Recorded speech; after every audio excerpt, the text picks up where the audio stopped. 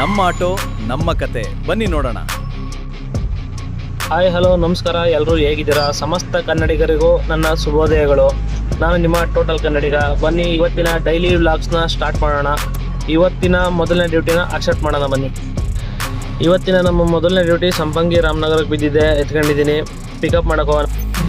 ಈ ಕಸ್ಟಮರ್ ಬಂದು ಇರೋದೇ ಬೇರೆ ಕಡೆ, ಸೊ ಬೇರೆಯವ್ರಿಗೆ ಬುಕ್ ಮಾಡಿರೋದು ಇವರು ಆ ಸ್ಪಾಟಲ್ಲೇ ಇಲ್ಲದೆ ಇದ್ರು ನನ್ನನ್ನು ಅಲ್ಲಿಂದ ಅಲ್ಲಿಗೆ ಸುತ್ತಿದ್ರು ಒಸಿ ಅಂದ್ಬಿಡಿ ಸಿಕ್ಕಾಬಟ್ಟೆ ಬೇಜಾರು ಮಾಡಾಕ್ಬಿಟ್ರು ಮಾತ್ರ ಇವರು.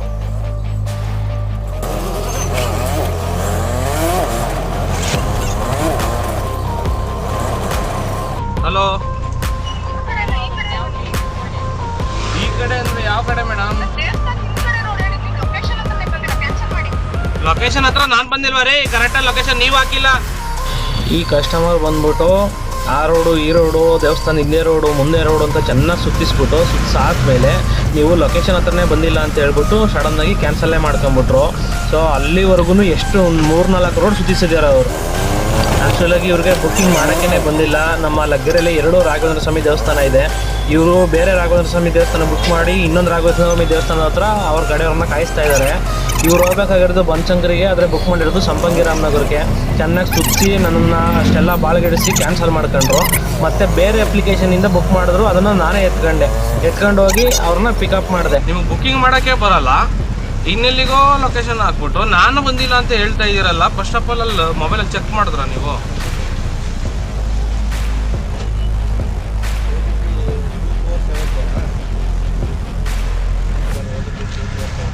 ಆಯ್ತು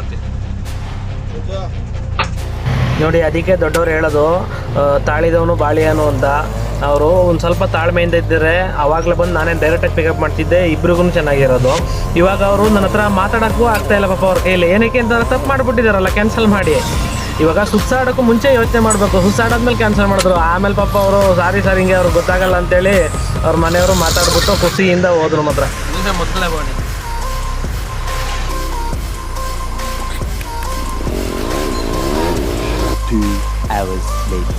ಈ ಲೇಡೀಸ್ಗಳು ಮಾಡ್ತಾ ಇರೋದು ಒಂದೊಂದು ಅವಾಂತರ ಅಲ್ಲ. ಈ ಕೋರಮಂಗ್ಲೆಯಿಂದ ಇಂದ್ರನಗರಕ್ಕೆ ಹೋಗ್ಬೇಕಾದ್ರೆ ಒಂದು ಫ್ಲೇವರ್ ಬರುತ್ತೆ. ಫ್ಲೇವರ್ ತಗೊಂಡ್ರೆ ಡೈರೆಕ್ಟು ಇಂದ್ರನಗರಕ್ಕೆ ಹೋಗ್ಬಿಡ್ಬೋದು. ಕೆಳಗಡೆ ಲೆಫ್ಟು ರೈಟು ತಿರುಗಳಕ್ಕೆ ಒಂದು ರೋಡ್ ಐತೆ. ಆ ಲೇಡಿ ಆಟೋ ಡ್ರೈವರ್ ಏನು ಮಾಡೋರೆ, ಸಡನ್ನಾಗಿ ಲೆಫ್ಟ್ ಎಳೆದ್ಬಿಟ್ರು. ಬ್ರಿಡ್ಜ್ ಮೇಲಕ್ಕೆ ತಗೊಂಡು ಸಡನ್ನಾಗಿ ಲೆಫ್ಟ್ ಎಳೆದ್ಬಿಟ್ಟದ್ದು ಸರ್ವಿಸ್ ರೋಡ್ಗೆ ಹೋಗೋಕ್ಕೋಸ್ಕರ. ಹಿಂದ್ಗಡೆ ಬರ್ತಾ ಇದ್ದಂಥ ಆಟೋ ಅವರು ಪಾಪ ಬ್ರೇಕ್ ಇಟ್ಟು ಕಂಟ್ರೋಲ್ ಮಾಡಿದ್ರು. ಹಿಂದ್ಗಡೆ ಇರುವಂಥ ಆಕ್ಟಿವ್ ಆದವರು ಬಿದ್ದೋದ್ರು. ಈಗ ಆ ಬ್ಲೂ ಕಲರ್ ಆಟೋ ಲೇಡಿ ಮಾಡಿದ ತಪ್ಪಿಗೆ ಪಾಪ ಆ ಗ್ರೀನ್ ಕಲರ್ ಆಟೋದಲ್ಲಿದ್ದಂಥ ಒಬ್ಬ ಹುಡುಗ ಅವನು ತಪ್ಪು ಕಟ್ಕೊಂಡು ಅವ್ರ ಹತ್ರ ಬೈಸ್ಕೊಂಡು ಅವ್ರ ಹತ್ರ ಹೊಡೆಸ್ಕೊಂಡು ಅನುಭವಿಸ್ಬೇಕು.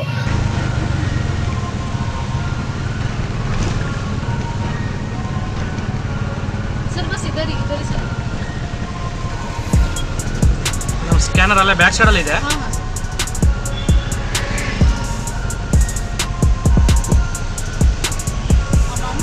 $235.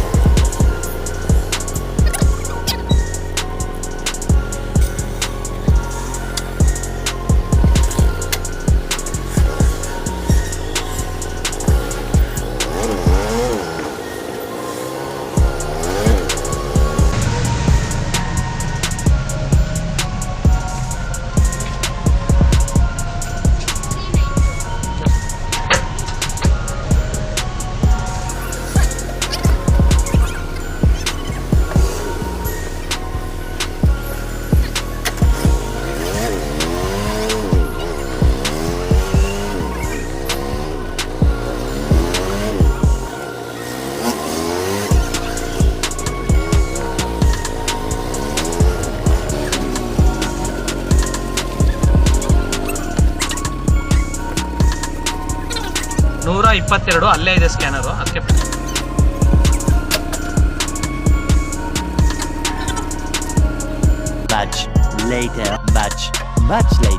ಇವತ್ತು ಯಾವ ಡ್ಯೂಟಿಗಳು ಸರಿಯಾಗಿ ಆಗಲಿಲ್ಲ, ಅದರಲ್ಲೂ ಕ್ಯಾನ್ಸಲೇಷನ್ಗಳು ಜಾಸ್ತಿ ಆಗಿ ಸಿಕ್ಕಾಬಟ್ಟೆ ಬೇಜಾರಾಗಿ ಹೋಗಿತ್ತು. ಡ್ಯೂಟಿಗಳು ಬೇರೆ ಇರಲಿಲ್ವಲ್ಲ ಅಂದ್ಬಿಟ್ಟು ಒಂದು ಕಡೆ ಪಾರ್ಕ್ ಸಿಕ್ಕಿತ್ತು, ಹಾಕ್ಬಿಟ್ಟು ಮಧ್ಯಾಹ್ನ ಟೈಮು ಮಲಿಕೊಂಡು ರೆಸ್ಟ್ ಮಾಡ್ತಾ ಇದ್ದೆ.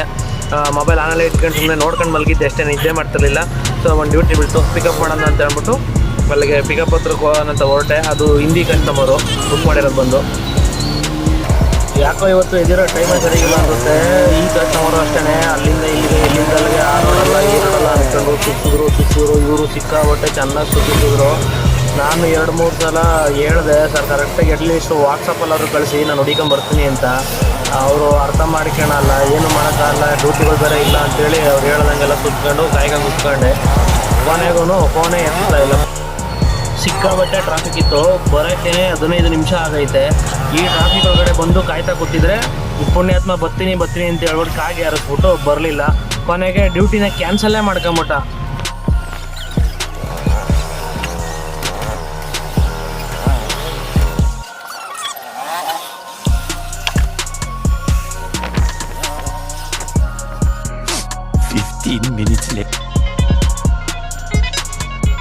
ನೋಡ್ರಿ, ಕಸ್ಟಮರು ಬರ್ತಾ ಇದ್ದೀನಿ ಅಂತ ಹೇಳಿದ್ರು. 10 ನಿಮಿಷ ಕಾಯಿಸಿದ್ಮೇಲೆ ಕ್ಯಾನ್ಸಲ್. ಅಟ್ಲೀಸ್ಟ್ ಒಂದು ಫೋನ್ ಮಾಡಲಿಲ್ಲ, ಏನಂದ್ರೆ ಇಲ್ಲ ಫೋನ್ ಮಾಡಿ ಕೇಳಿದ್ದೀನಿ, ಬರ್ತಾ ಇದ್ದೀನಿ ಅಂದ್ಬಿಟ್ಟು ಕ್ಯಾನ್ಸಲ್. ಅಂತ ದರಿದ್ರ ಜನ ಅಂದರೆ. ಹೋಗಕ್ಕೆ ಇಷ್ಟ ಇಲ್ಲ ಅಂತಂದರೆ ಫಸ್ಟೇ ಹೇಳ್ಬಿಡಿ, ಸರ್ ಬಿಸ್ಸಾಗಿ ಬುಕ್ ಆಯಿತು, ಕ್ಯಾನ್ಸಲ್ ಮಾಡ್ಕೊಳ್ಳಿ ಅಂತಿದ್ದೆ ನಾನು. ಲೊಕೇಶನ್ ಹತ್ತ ಬಂದಮೇಲೆ ಬರ್ತೀನಿ ಅಂತೇಳಿ 10-15 ನಿಮಿಷ ಕಾಯಿಸ್ಬಿಟ್ಟು ಇಷ್ಟೊತ್ತಿಗೆ ಇನ್ನೊಂದು ಬೇರೆ ಡ್ಯೂಟಿ ಮಾಡ್ಕೊಂಡಿದ್ದಪ್ಪ, ನನ್ನ ಜೀವನ ನಡೀತಿತ್ತಲ್ವಾ.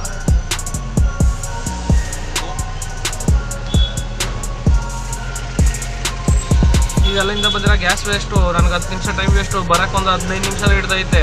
ಆಲ್ಮೋಸ್ಟ್ ಒಂದು ½ ಅನ್ ಅವರು ಇವನಿಂದ ವೇಸ್ಟು. ಅದೇ ½ ಅನ್ ಅವರಲ್ಲಿ ಬೇರೆ ಯಾವ್ದಾರು ಡ್ಯೂಟಿ ಎತ್ಕೊಂಡಿದ್ದಾರೆ. ಏನು ಜನಗಳು ನನಗಂತೂ ಅರ್ಥ ಆಗಲ್ಲ. ಅದೇನು ತಲೆಯಲ್ಲಿ ಬುದ್ಧಿ ಇರ್ತದೋ ಅಥವಾ ಬುದ್ಧಿ ಬದಲು ಬೇರೆ ಏನಾದರೂ ಆಯಿತು ಇವ್ರಿಗೆಲ್ಲ. ಮೊದಲೇ ಡ್ಯೂಟಿಗಳು ಇಲ್ದಿರ ನಾವು ಸಾಯ್ತಾ ಇದ್ದೀವಿ, ಅದರಲ್ಲಿ ಈ ನನ್ನ ಮಕ್ಕಳು ಕೂಳೆಗಳು ಬೇರೆ. ಒಂದು 10 ಡ್ಯೂಟಿ ಬಂತು ಅಂದರೆ 10 ಡ್ಯೂಟಿಗೂ ಹೊಡೆದ್ರು ಅದ್ರಲ್ಲಿ ಆಕ್ಸೆಪ್ಟ್ ಆಗೋದು 1 ಡ್ಯೂಟಿ ನೋಡಿ ಬಂತು, ಹೊಡೋದು ಆಕ್ಸೆಪ್ಟ್ ಆಗಲ್ಲ. ಯಾಕಂದರೆ ಯಾರಿಗೂ ಡ್ಯೂಟಿ ಇಲ್ಲ, ಕಾಯ್ತಾ ಬಂದಿರ್ತಾರೆ, ಪಟ ಅಂತ ಎತ್ಕೊಂಡ್ಬಿಡ್ತಾರೆ. 3-4 ಅವರಿಂದ ಡ್ಯೂಟಿ ಎಲ್ಲ ಖಾಲಿ ಕೂತಿದ್ದೆ. ಇದು ಬಂತಲ್ಲ ಅಂತೇಳಿ ಬೇರೆ ಇನ್ನೊಂದು ಆ್ಯಪಲ್ಲಿ ಬಂದಿದ್ದ ಡ್ಯೂಟಿನ ಬಿಟ್ಬಿಟ್ಟು ನಾನು ಈ ಡ್ಯೂಟಿಗೆ ಬಂತು. ಒಂದು ಎತ್ಕೊಂಡಿದ್ದು ಬೇಡ ಅಂತ. ಈಗ ಎತ್ಕೊಂಡಿದ್ದ ಡ್ಯೂಟಿನೂ ಇಲ್ಲ, ಬಿಟ್ಟು ಡ್ಯೂಟಿನೂ ಆಯಿತು.